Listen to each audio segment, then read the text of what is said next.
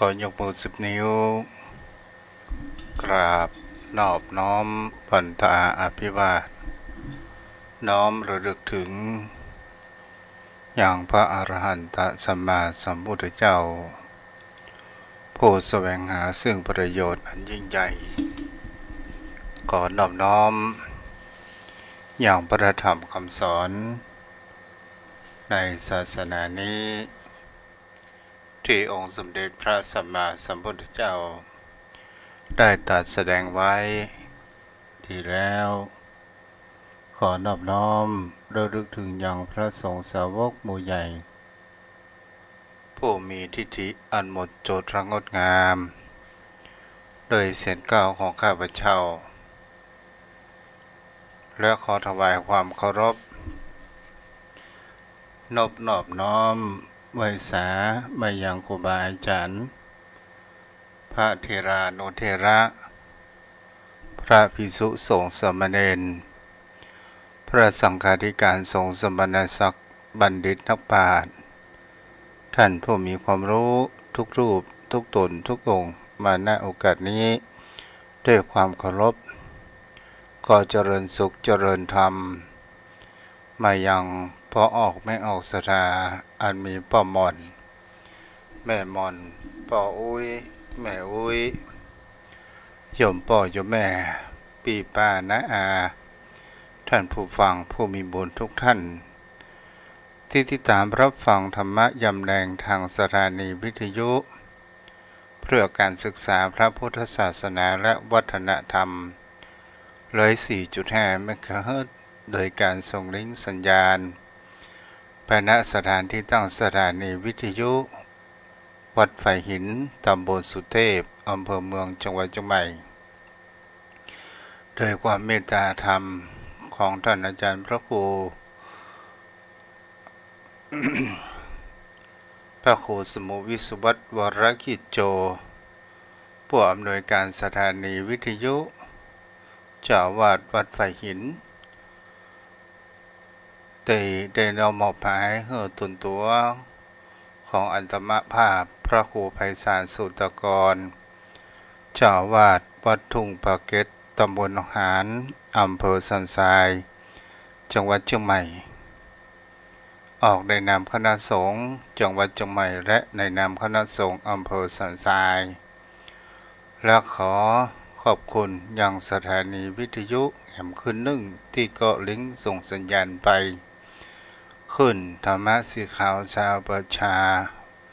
โดยการนำของท่านอาจารย์พระครูอภิวัตรวัฒนาวิกรมรองเจ้าคณะอำเภอไดล่อวัดปากทางเจริญมาณโอกาสนี้ตุยชมพ่อโยมแม่ท่านผู้ฟังวันนี้เราก็มาอยู่ในวันที่22เดือนพฤศจิกายนพุทธศักราช2567กาลเวลาผ่านไปชีวิตที่เราได้มาก็คือการสูญเสียของชีวิตของคนเรานั้นที่ผ่านมานี่เป็นสิ่งที่เราจะเห็นได้ว่าทุกสิ่งทุกอย่างมีการดำเนินไปทางข้างหน้าและบ่สามารถที่จะหยุดยั้งรอภัยนั้นได้กาลเวลาเป็นสิ่งที่สำคัญมากที่สุด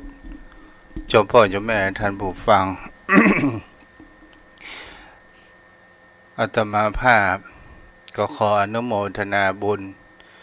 ครับเจ้าพ่อเจ้าแม่ท่านผู้ฟังทุกท่านทุกคนที่ได้อยู่กับกันรับฟังนางยังแห่งคำว่ากติธรรมกำอูกำจา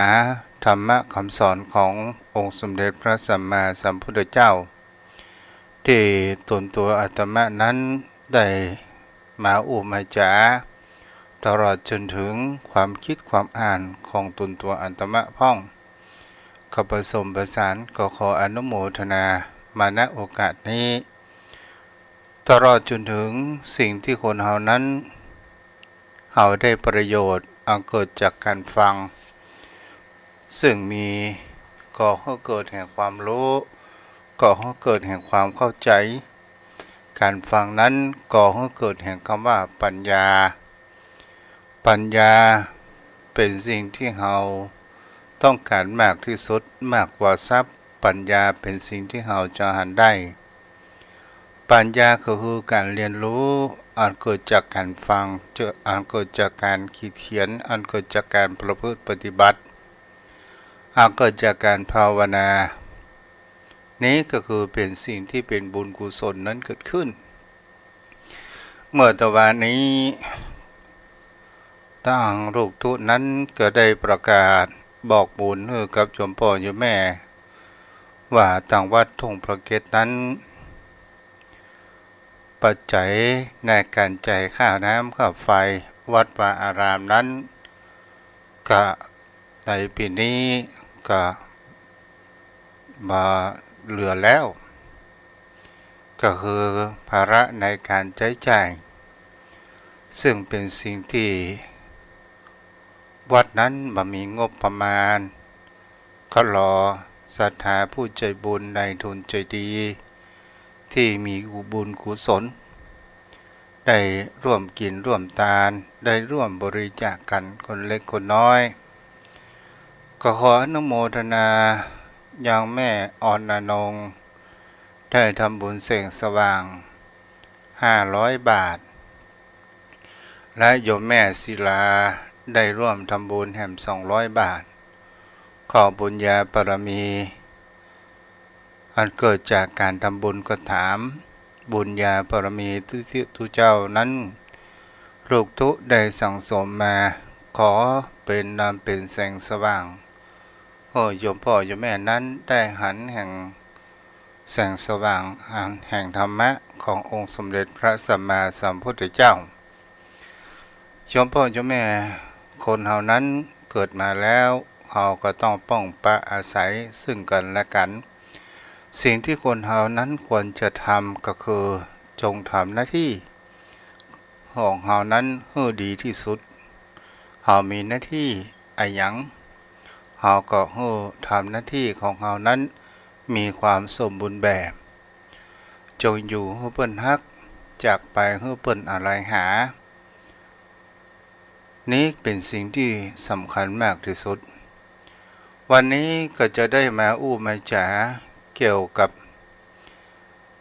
อย่างคติธรรม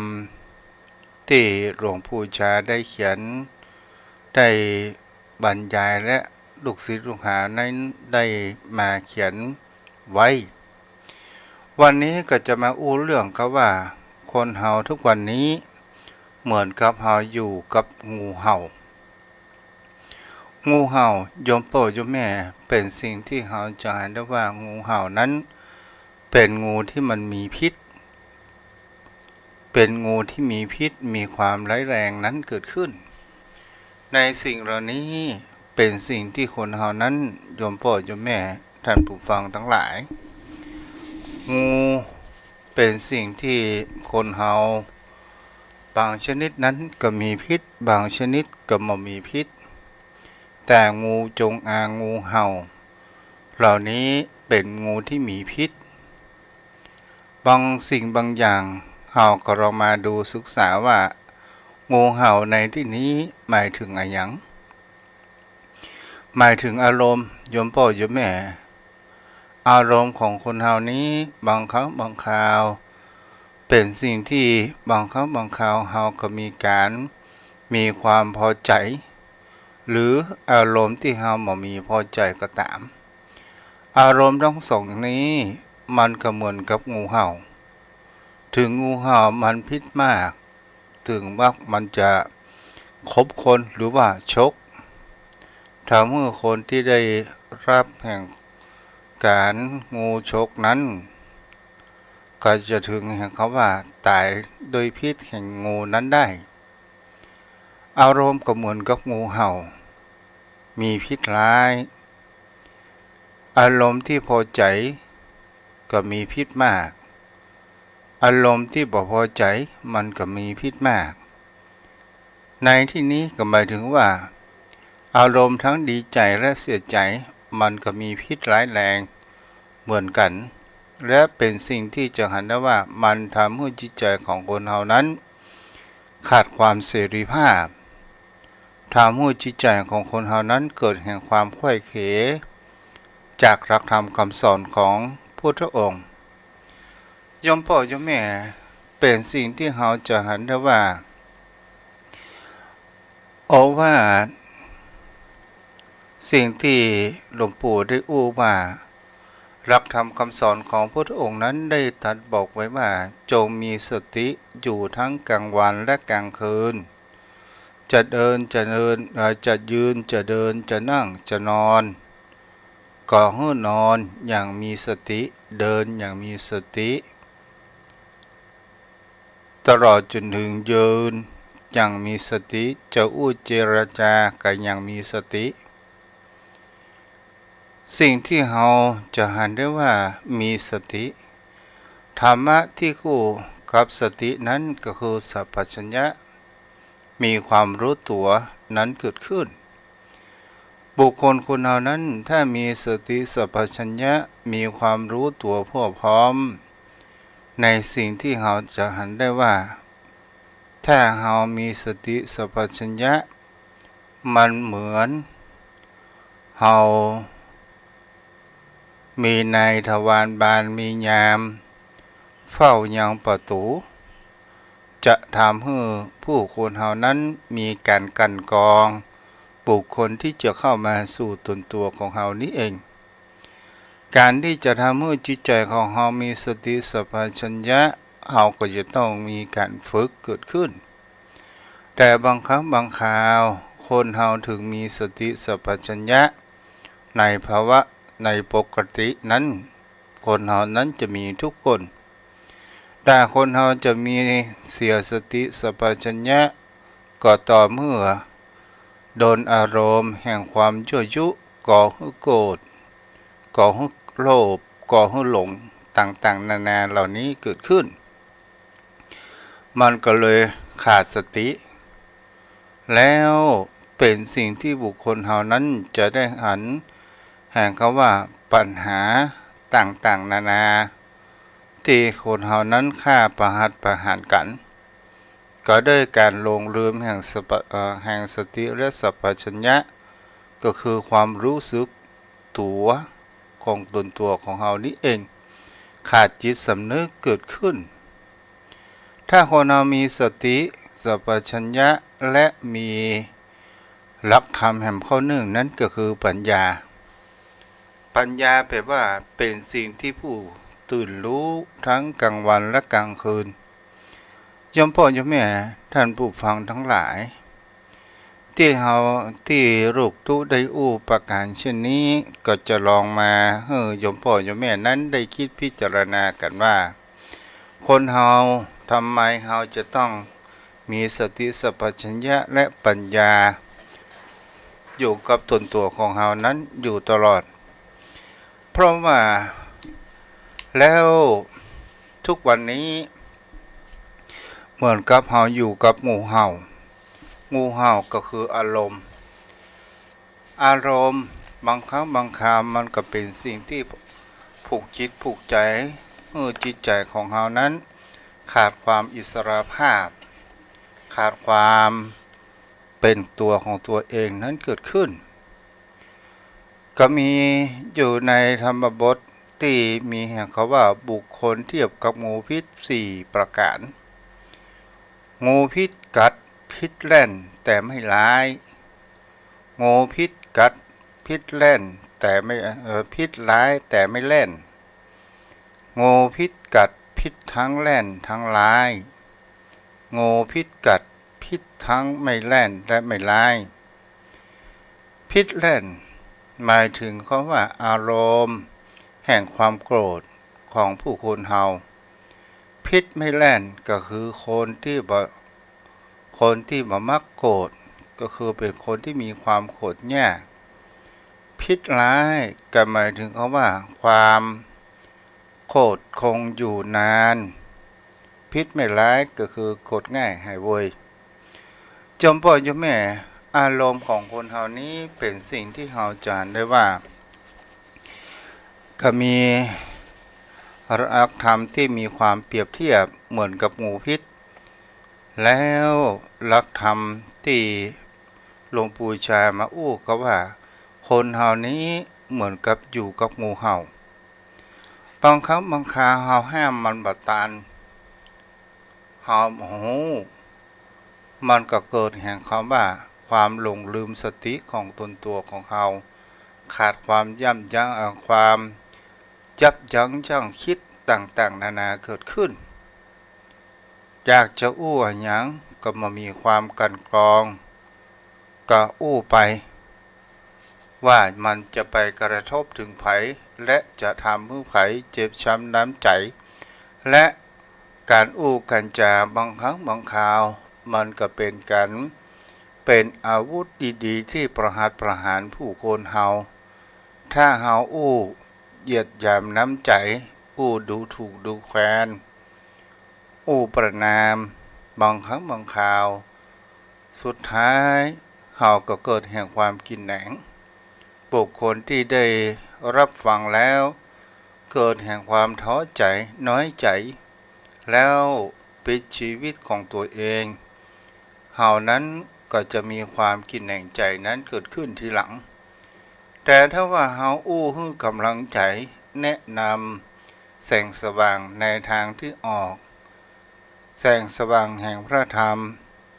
เขานั้นลุกขึ้นมาต่อสู้มีพละกำลังเฮายังมีลมหายใจเฮายังมีพละกำลังที่เฮาต่อสู้ยังถือว่าเฮานั้นมีโอกาสที่เฮาจะอยู่ในความเป็นมนุษย์เป็นคนเฮานี้ยังมีโอกาสที่เฮาจะกระทำสิ่งที่ดีนั้นเกิดขึ้นได้อันนี้ก็เป็นสิ่งที่ผู้คนเฮานั้นจะหันได้ว่าการอู้กันจานั้นก็เป็นสิ่งที่สำคัญมากที่สุดมันจะสามารถกระทบกระทั่งทั้งคนเกลียดก็ได้คนรักก็ได้ต่อมาสถานญาติโยมทั้งหลายอารมณ์โกรธเนี่ยมันก็เหมือนกับการที่เฮาหั่นไฟเวลาเฮาเผาขี้โคหรือว่าเฮาดังไฟกระถางถ้าเฮาเชื้อเพลิงเข้าใส่โหมเข้าใส่ไฟนั้นมันก็ลุกเป็นเปลวไฟเกิดขึ้นแล้วเป็นสิ่งที่เฮาจะหันได้ว่าไฟเหล่านั้นเกิดมีแห่งความร้อนเมื่อมันมีความร้อนแล้วเนี่ยกว่ามันจะดับจะเย็นมันก็จะต้องใช้เวลาเกิดขึ้นและก็เป็นสิ่งที่บางครั้งบางคราวคนเหล่านั้นจะนะว่าครูบาอาจารย์เปิ่นได้บอกว่าโง่พิษกัดพิษแล่นแต่ไม่ร้ายก็หมายถึงเขาว่าบุคคลที่มีความขี้โคตรโมโหร้ายแต่หายง่ายโกรธง่ายหายเร็วนี่ก็เป็นสิ่งที่คนเฮานั้นจะหันได้ว่าอารมณ์ที่คนเขานั้นโกรธและเป็นสิ่งที่มันก่อให้เกิดคนเฮานั้นถ้าโกรธง่ายหายเร็วเหมือนดังว่างูพิษกัดแล้วพิษแล่นแต่ไม่ร้ายมันบ่สามารถที่จะกระทำร้ายชีวิตตนตัวของเฮานั้นถึงแก่ความตายนั้นได้ก็เหมือนกับความโกรธคนเฮาก็เหมือนกันอารมณ์แห่งความโกรธถ้าเฮามามีความพอใจเฮาเดือดเฮาจมเฮาด่าถ้าว่าเฮาโกรธแล้วหายง่ายมันก็คงจะมามีปัญหามากมายเหมือนดังไฟที่ไหม้แล้วเชื้อเพลิงมันพนักแล้วมันก็ดับง่ายมันก็มีความเย็นเกิดขึ้นต่อมาก็คืองูพิษกัดพิษแล่นพิษร้ายแต่ไม่เล่นก็หมายถึงว่าบุคคลผู้มีใจเหมือนกับว่าอุปนะหะโกรธแล้วยังผูกเจ็บแค้นอยู่ก็มีพิษร้ายแต่บ่เล่นแล้วเปิดเขาว่า แรงกว่าโกรธธรรมดาทั่วไปแต่ก็ยังดีอยู่เมินๆจะมีความโกรธอันนี้ก็หมายถึงว่า บุคคลที่มีความคิดมีความโกรธแล้วเป็นคนเก็บอารมณ์บ่แสดงออกหมายถึงว่าพิษไม่แล่นพิษร้ายแต่ไม่แล่นต่อมางูพิษทั้งแล่นทั้งร้ายก็หมายถึงว่าบุคคลนี้เนี่ยน่าอันตรายมากที่สุดเป็นคนที่มีความชอบเป็นคนที่มักโกรธมีความเจ้าโกรธเป็นเจ้าเรือนตลอดจนถึงกว่าจะหายโกรธนั้นนานแสนนานโดยการผูกอาฆาตไว้ในจิตในใจนั้นเกิดขึ้นศรัทธาญาติโยมทั้งหลายในข้อนี้เป็นสิ่งที่เราจะเห็นได้ว่าพิษงูพิษกัดพิษทั้งแล่นทั้งร้ายหมายถึงว่าเป็นที่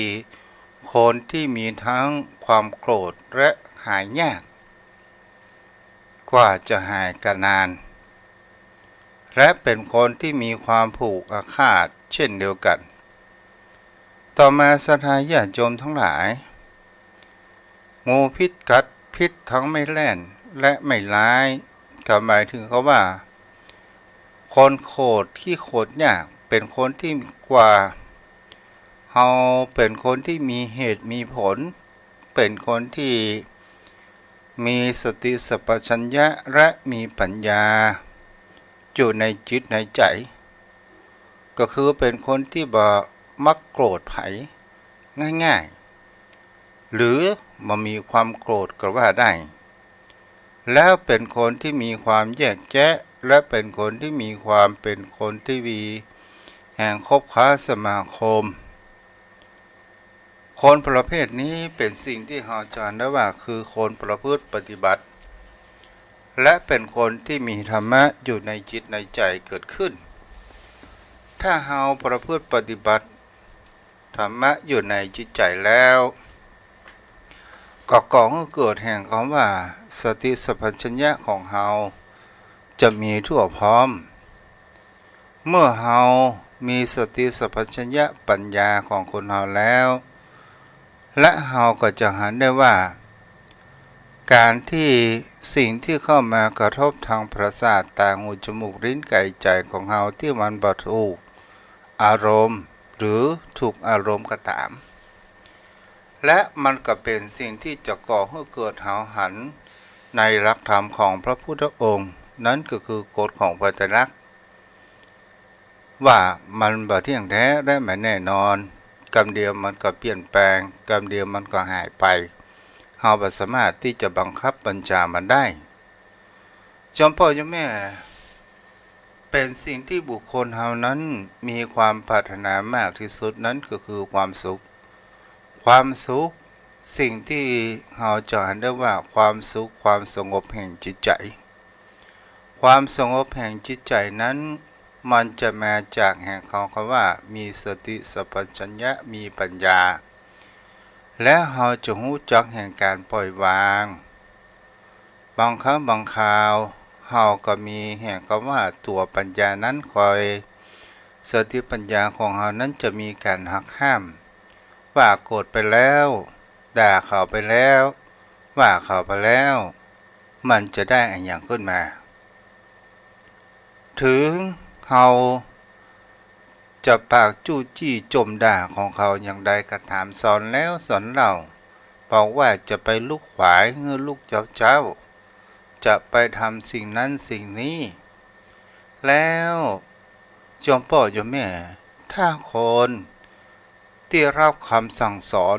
ก็คงจะมีการปรับปรุงเปลี่ยนแปลงและประพฤติแต่คนที่เป็นบุคคลที่เป็นดินดากหรือเป็นสไตล์มายอมรับน้ำแทรกซึมเข้าไปในผืนแผ่นดินหรือบัดซับซึมแห่งคำอู้คำจาของคนเฮา ของพ่อของแม่ของครูบาอาจารย์และเราจะสอนไปใหญ่เล่าให้จิตใจของเรานั้นมีความทุกข์นี้ก็เป็นสิ่งที่เราจะหันได้ต่อมาสถานญาติโยมทั้งหลายโยมพ่อโยมแม่ บางท่านบางคนจะหันได้ว่าคนเฮานั้นบางครั้งบางคราวถ้าเป็นแม่บ้านป้นน้องว่ามีการด้อยปากบางครั้งบางคราวเป็นคนที่มีความเจ้าระเบียบเรียบร้อยเอาอันหยังวางหั่นนิดหน่อยลกลุงลางพอให้พอดีกับปากติดปากต่อยว่าต้องทำอย่างนั้นต้องทำอย่างนี้วันใดบ่ได้เดือดบ่ได้จมบ่ได้ว่ามันก็เหมือนกับว่า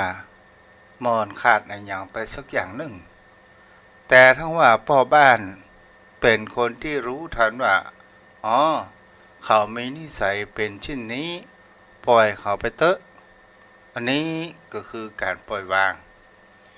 ต่อมาสถานญาติโยมทั้งหลายบางคนก็มีด้อยปากเจ้ากระดาผัวแรงกระดาผัวหรือพ่อบ้านเวลาไปทำการทำงานอย่างปิกมากินเหล้าสุราปิกมาขอได้เมียด่าเมียสักคำสองคำแล้วเขาก็สบายใจหมายถึงเขาว่าเก็บกดที่อื่นมาลงที่ลูกเต็มเมียสถานญาติโยมทั้งหลายถ้าเฮาหันประการเช่นนี้ถ้าบ่ถึงความว่าขั้นรุนแรงเฮาก็ถ้าเป็นแม่บ้านก็สงบเสียถ้าเฮาไปต่อร้อต่อเถียงมันก็บ่ได้อย่างขึ้นมาเผลอๆตาเฮาก็จะป่ำเผลอๆปากเฮาก็จะแตกนี่ก็เป็นสิ่งที่เฮาจะเห็นว่าเฮารู้ทันสิ่งเหล่านี้นะและเฮามีการปล่อยวางและเฮาจะสบายใจหรือบางครั้งบางคราวมีการพิษเถียงกันในเรื่องที่มันมีแห่งคำว่าสาระเรื่องไร้สาระเรื่องความหึงหวงต่างๆนานาถ้าเฮาเป็นพ่อบ้านเฮาก็ออกจากบ้านเสียผ่านไปเวลาสักระยะหนึ่งอารมณ์ของคนเฮานั้นมันสงบเหมือนไฟที่มันมีเชื้อเพลิงสุ่มไปสักกำหนึ่งมันก็สงบเย็นนั้นเกิดขึ้นนี่ก็คือการปล่อยวางและเราก็จะอยู่อย่างมีความสุขและมีความเข้าใจเท่าทันนั้นกิเลสนั้นเกิดขึ้นตลอดจนถึงในวิถีชีวิตของคนเฮานั้นอารมณ์นี่ถ้าเฮาเข้าใจแล้วเนี่ยอารมณ์ทั้งดีและบดีมันเกิดดับสลับกันไปมันก็คือเป็นสิ่งที่จะหันได้ว่ากรรมเดียวก็สุขกรรมเดียวก็ทุกข์กรรมเดียวก็สุขกรรมเดียวก็ทุกข์ทุกข์ในที่นี้หมายถึงคำว่าทุกข์ทางภายนอกห้องทุกข์ทนเสียงการทะเลาะวิวาททุกข์ในการที่เราไปแสวงหาเอามาเป็นชีวิตของตนตัวของเราเอาเรื่องของคนอื่นเก็บเอามาคิดแต่บ่เคยสนใจในความคิดของตัวเองบ่เคยสนใจดูแลสุขภาพจิตใจของตัวเองชอบไปแก้ปัญหาให้กับบุคคลอื่นแต่บ่เคยแก้ปัญหาให้กับตัวของเราเองอย่างนี้เป็นต้นถ้าเราหันประการเช่นนี้เนี่ยโยมพ่อโยมแม่ถ้าเรารู้เท่าทันมันอย่างเขาว่าการโลภถ้าว่าทรัพย์สินมรดกต่างๆนานาถ้าเกิดพี่น้องแบ่งมรดกนั้นบ่ลงตัวจะเป็นแผ่นดินก็ตามจะเป็นทรัพย์สินเงินทองก็ตามโยมพ่อโยมแม่ถ้าเราดูไปดูลงไปลึกๆว่าสุดท้ายเขาจะเอาติดตามไปได้นั้นหรือไม่และถามว่าเขาโลภไปแล้วจิตใจของเขานั้นมีความสุขหรือไม่ ถึงเฮาจะเป็นพี่เป็นน้องตอนสุดท้ายเฮาก็ถึงบ่ได้เอาอย่างไปตัวเพราะว่าสิ่งเหล่านี้มันเป็นสิ่งที่มีความสมมุติว่าเป็นของคนนั้นคนนี้แล้วในวิถีชีวิตของคนเฮาต้องการที่สุดนั้นก็คือความสุขใจจะเกิดขึ้นก็คือการที่เฮานั้นรู้จักปล่อยวางแห่งอารมณ์ถ้าเฮามีอารมณ์รู้จักการปล่อยวางอารมณ์แห่งความโลภก็ตามและเฮาก็ใช้ปัญญาของเฮานั้นมีการพิจารณาไตร่ตรองเกิดขึ้นเฮาก็จะอยู่อย่างมีความสุขจิตใจเกิดขึ้นแล้วถ้าเฮาลองพิจารณาในความคิดความอ่านของคนเฮาในวิถีชีวิตของคนเฮาในแต่ละวันเป็นสิ่งที่บุคคลเฮานั้นจะเห็นได้ว่าวันเวลามันผ่านไปใครก็ตึงว่าเปิ้นเฮาว่าใครก็ตึงบ่เป็นอมตะในแห่งชีวิตนี้เกิดขึ้นบางสิ่งบางอย่างนั้นคนเฮานั้นต้องมีการเรียนรู้รู้เท่าทันตัวกิเลสต่างๆนานาถ้าเฮาบ่รู้เท่าทันมันแล้วเฮาไปยึดมันว่านั้นของเฮานี้ของเฮาสุดท้ายแล้วมันก็ไปแจ้ของเฮาแม้แต่ร่างกายของเฮาเนี่ยอย่างดีๆเฮาก็บำรุงบำเรอมันเจ็บป่วยเฮาก็ไปเสาะหายาหาหมอมันกินมันก็ยังบ่จงรักภักดีต่อเฮาเตื้อสุดท้ายเฮาก็เอาไปตัวนั้นบ่ได้สิ่งที่เฮาจะเอาไปตัวได้นั่นก็คือบุญกุศลและอกุศลก็คือบาปว่าเฮาเกิดมาชาตินี้เฮาทำสิ่งใดดีนั้นมากอยู่ต่างหากถ้าจิตใจของเฮานั้นเป็นคนที่ชอบกินชอบทานแต่บ่ได้ชอบประพฤติปฏิบัติธรรมบ่ทราบซึ้งบ่ได้น้อมนำมายังรักธรรมประพฤติปฏิบัติมีแต่การถวายหื้อทานแต่บ่เคยรักษาศีลมันก็เป็นสิ่งที่การทำบุญนั้นก็มามีความครบวันเกิดขึ้นได้บางครั้งบางคราวทำไปด้วยแห่งการหวังผลหวังชื่อเสียงหวังเกียรติยศหวังได้รับการยกย่องต่างๆนานาเหล่านี้มันก็สู้กับบุคคลประพฤติศีลปฏิบัติธรรมนั้นบ่ได้ถ้าบุคคลใดที่มีจิตใจอบอ้อมอารีเอื้อเฟื้อเผื่อแผ่ถึงจะเป็นสิ่งเล็กๆน้อยๆจะฮื้อธรรมะเป็นวิทยาทานฮื้อความรู้ในการอู้จ๋าในสิ่งที่คนเฮานั้นฮื้อเป็นแสงสว่างต่อกันและกันนั่นก็คือเป็นการฮื้อทานเช่นเดียวกันแต่การฮื้อทานอันเป็นทรัพย์สินสมบัติมันเป็นการจาคะก็คือเป็นอุบายในการกัดจะเสียซึ่งความตนีที่เหนียวมีความเอื้อเฟื้อเผื่อแผ่บุคคลเฮานั้นจะเห็นได้ว่าคนเฮานั้นชอบให้ทานมากกว่ารักษาศีลเพราะเหตุใดเพราะว่าบางคนนั้นบ่สามารถที่จะรักษาศีลให้ครบถ้วนนั้นได้มันเป็นเรื่องยาก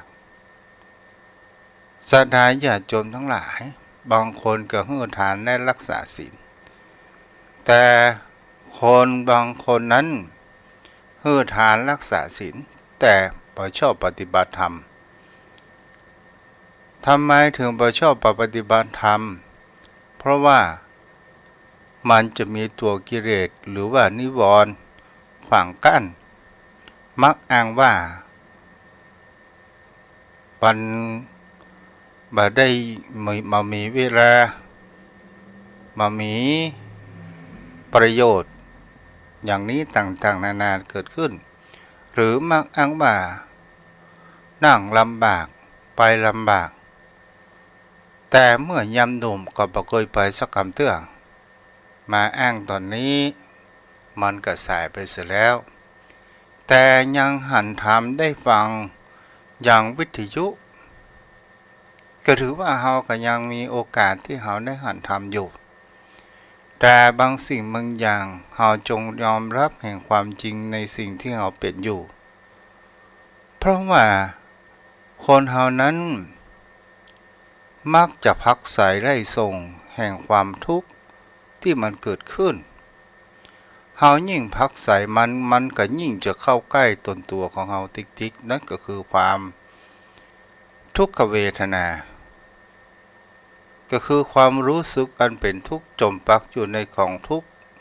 ต่างๆนานาเกิดขึ้นเฮาแสวงหาความสุขแต่เฮาบ่เข้าใจที่จะทำให้เกิดแห่งความสุขนั้นได้มันก็วิ่งออกจากตนตัวของเฮาไปนั้นอยู่ตลอดโดยการที่เฮาบ่เข้าใจอุปมาเหมือนดังสาวกับบ่าวคือตนตัวของเฮาสาวที่แอบรักเมาก็คือตัวทุกข์และสาวที่เฮารักเมาก็คือตัวสุขเฮาก็วิ่งหาเพื่อที่สาวที่มันถูกสเปคถูกคิดถูกใจของเฮาอยากจะได้มาเป็นคู่ครองเฮาซื้ออะไรอย่างแม้เขาก็ปฏิเสธไปเสียทุกเรื่องเฮาก็วิ่งหาไอตัวทุกนั้นเป็นสาวที่แอบรักชอบตนตัวของเฮานั้นอยู่ก็เข้าใกล้หาเฮาก็พยายามที่จะพักใส่ไล่ส่งหันว่าเป็นคนขี้เหร่เล็กน้อยแต่การบ้านการจองนั้นดีตอนสุดท้ายถามว่าสุขและทุกข์อันใดจะอยู่นานกว่ากันตอนสุดท้ายก็คือทุกข์แต่ถ้าเฮาอยู่กับทุกข์เข้าใจแห่งความทุกข์และเฮาปล่อยวางมันก็มีความสุขเกิดขึ้นได้เช่นเดียวกันนี้เองนี่โยมพ่อโยมแม่ท่านผู้ฟังวันนี้ก็ได้อู้จ๋าด้านพอสมควร กันเดียวก็อู้จ๋ากับพ่อหนานกันเด้อ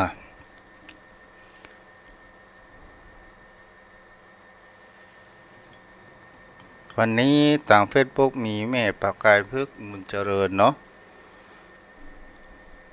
เดี๋ยวอู้จ๋ากับพ่อหนานสักกำเด้อวันนี้อู้แหงไปก็ว่าจะได้มูได้เนาะ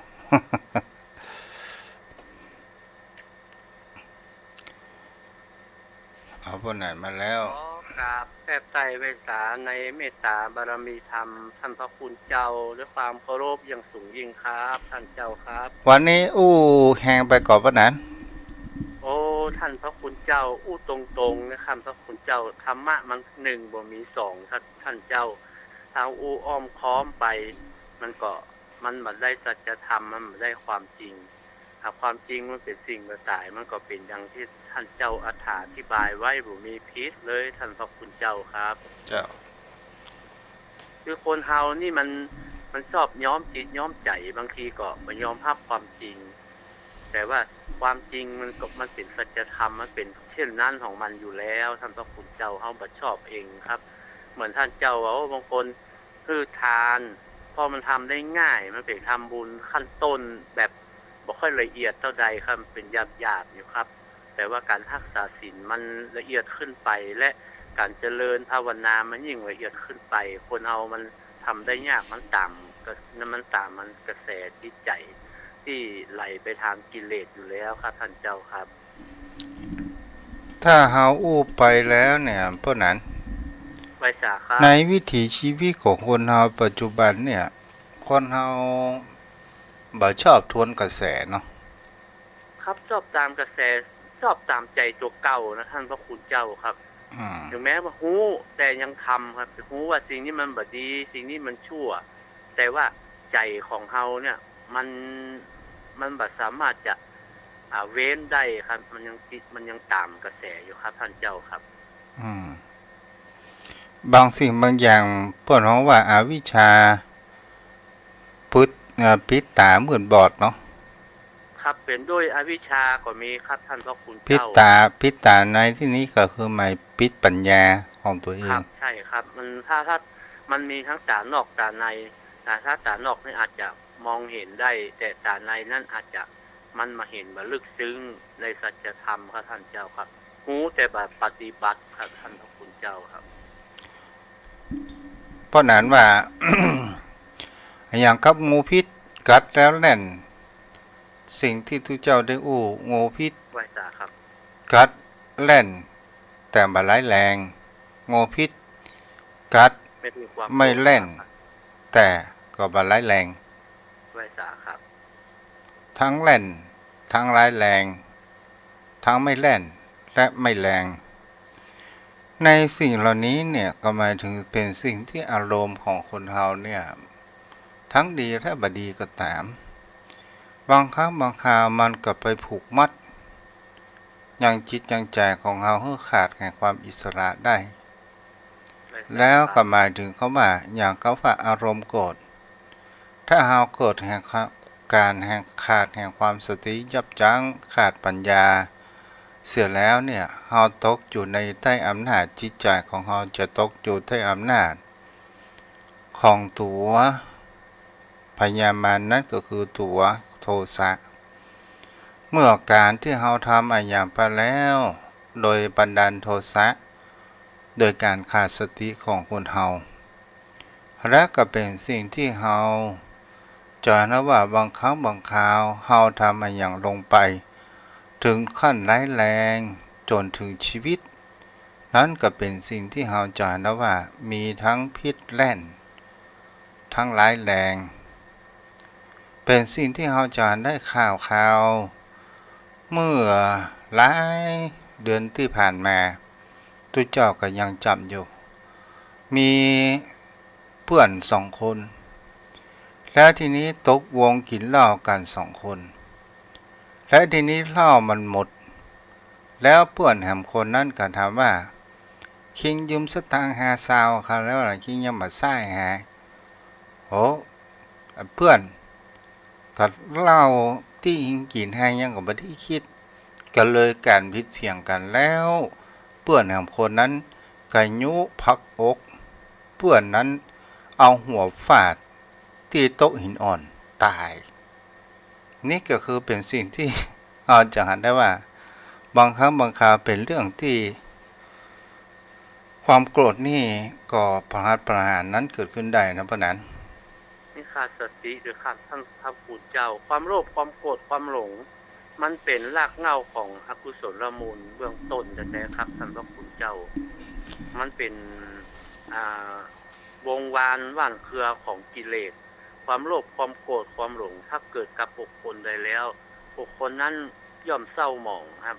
ย่อมบ่บรรลุถึงความดีเพราะเป็นรากเหง้าแห่งกุศลแห่งอกุศลมูลครับความบดีครับท่านพระคุณเจ้าครับเพราะนั้นไว้สาครับถ้าเอาปะงูเห่าเนี่ยเพราะนั้นจะแย่อย่างไร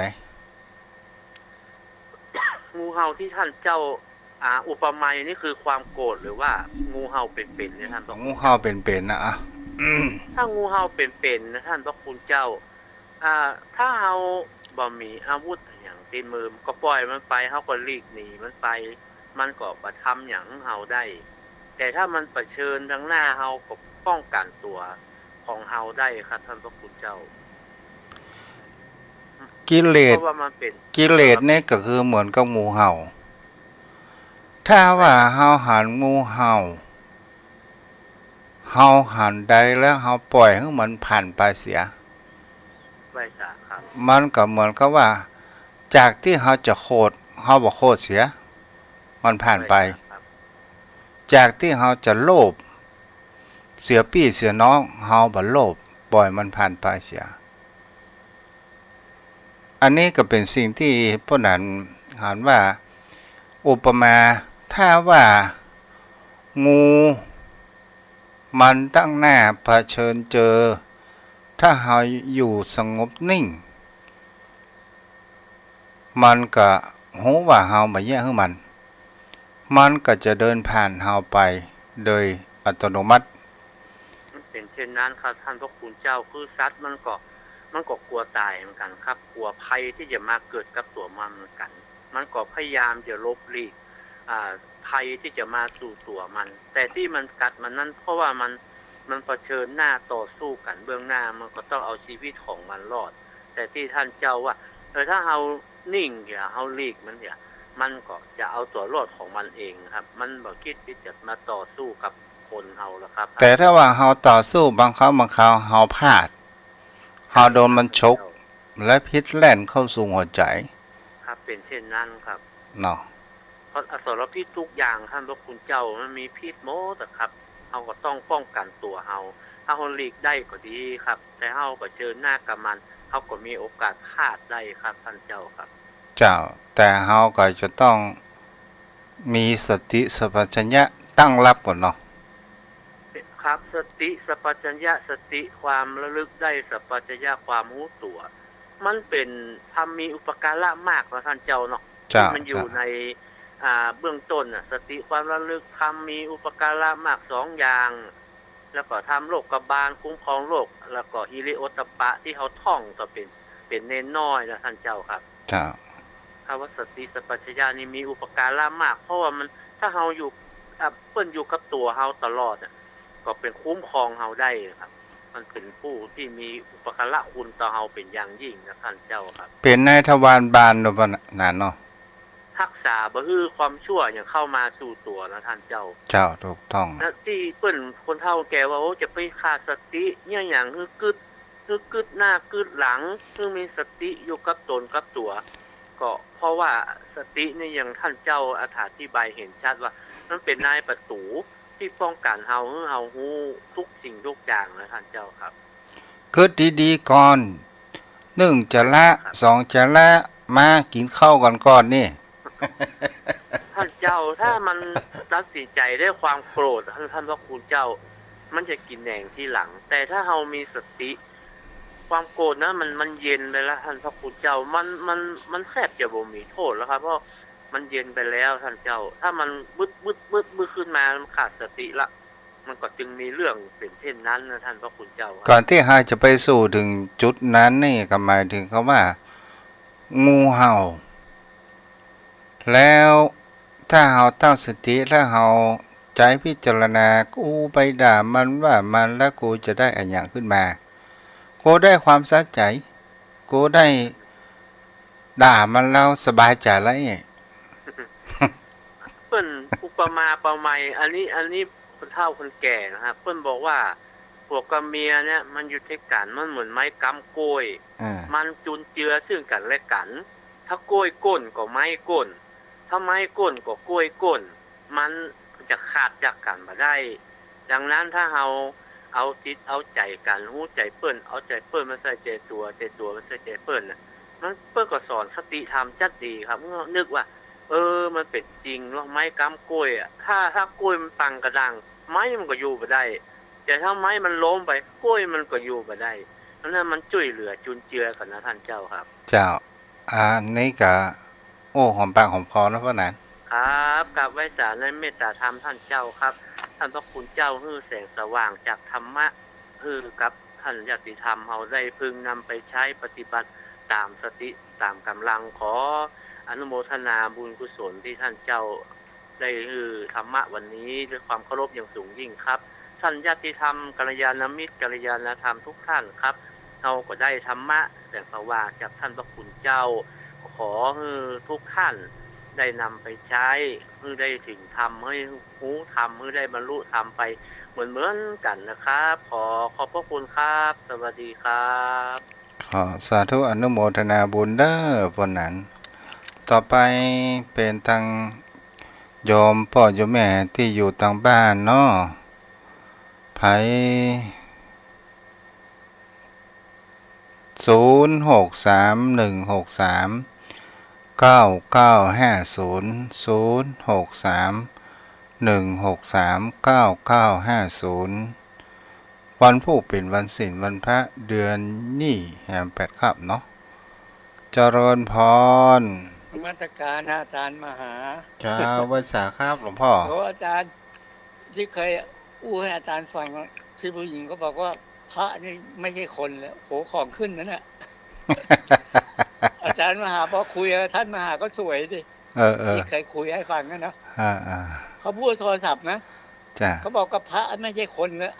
ของขึ้นนั่นแหละไม่กล้าดันไงเพราะเราบิณฑบาตอยู่กูอดไม่ได้บิณฑบาต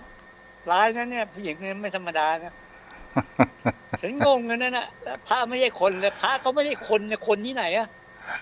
เวลาคนนิมนต์ตนรูปองค์ใช่ไหมแล้วนิมนต์2 คน3 คนที่ไหนพระเนี่ยไปไกลแล้วไปพูดว่าพระไม่ใช่คนแล้วแบบของขึ้นนะอาจารย์เนี่ยแล้วผมมาเล่าให้ท่านมหาฟังมหาบอกก็คุยกับเขาคุยกับท่านมหาไม่ได้หรอกจ้าเดี๋ยวงูนี่ก็มีพิษนะจ้าแต่ผมตัดสินใจอาจารย์งูเนี่ยผมเล่นงูก่อนนะจ้าผมเล่นมาหลายตัวแล้วที่เนี่ยอยู่ที่วัดเนี่ยบอกให้มันกัดเราทำไมมันนอนอยู่ข้างหัวนอนผมเลยขดอยู่งูมีพิษอ่ะ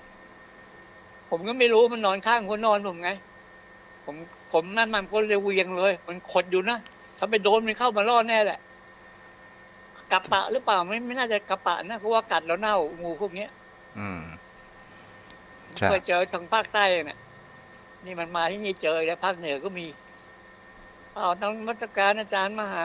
จ้าผลรักษาครับตอนนี้แล้วเนี่ยช่วยอาจารย์หายใจหน่อยนึงจ้า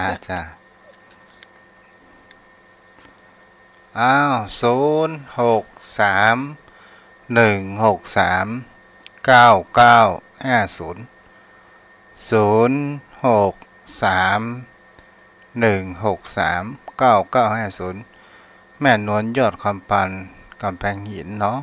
รับฟังอยู่063163วันนี้อากาศลดเด้อ20 องศาตะวันนี้21วันนี้20 องศาจมพ่อจมแม่ก็รักษาสุขภาพตัวเด้อจมพ่อจมแม่ท่านใดที่จะแบ่งเบาภาระร่วมทำบุญแสงสว่างค่าน้ำค่าไฟวัดทุ่งปากเค็ด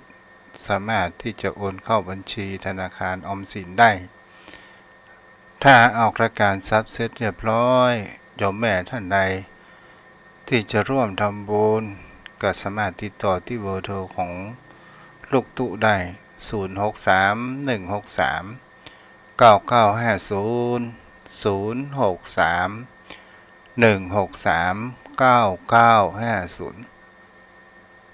วันเวลาผ่านไปงานบักกี่วันก็จะสิ้นปีเห็นแล้วสิ้นปีนี้ใครจะบูชาเทียนประจำวันเกิด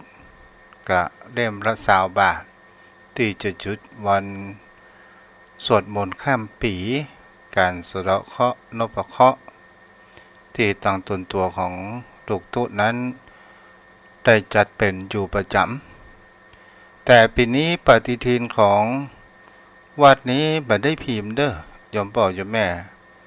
เพราะว่าจตุปัจจัยมาเพียงพอ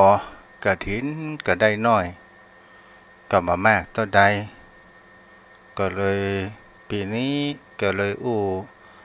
กับเจ้าบ้านเจ้าจองก็ว่าคงจะงดไว้ก่อนเพราะว่าเงินทองก้อนกลางมันก็มีมานักก็เลยเป็นสิ่งที่ปีนี้งดปฏิทินไว้ก่อนเด้อขออภัยไว้ตัว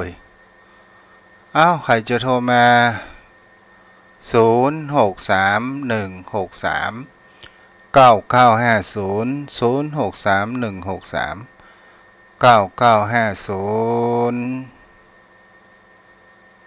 ถ้าผ่ายประโทรมาทุกเจ้าก็จะวางเด้อจะไปประกาศเครื่องเสียงทำสายสกรรมวันพุธวันศิล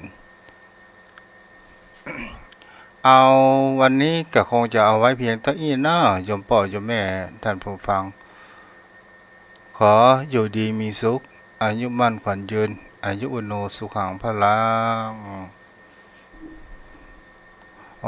จะปิกแล้วนะเนี่ย